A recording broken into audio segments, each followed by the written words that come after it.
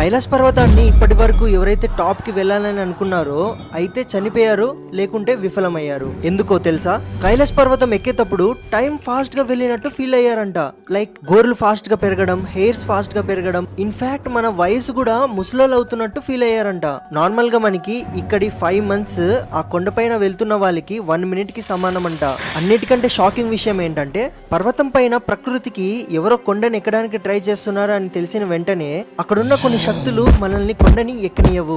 ఆ శక్తినే ఎటి అని అంటారు. అక్కడున్న లోకల్స్ ని ఎవరినైనా సరే ఎటి గురించి అడిగితే మీతో మాట్లాడడం కూడా మాట్లాడరు. ఆ పేరంటేనే భయం వాళ్ళకి. అయినా భయం ఎందుకు ఉండకూడదు? ఎర్రటి కళ్ళు, 50 to 100 feet హైట్ ఉన్న ఒక ఆకారం మన ముందరకు వస్తే మనం ఇంకా కొండని ఎలా ఎక్కుతాం? మనం భయపడకుండా ఎలా ఉంటాం?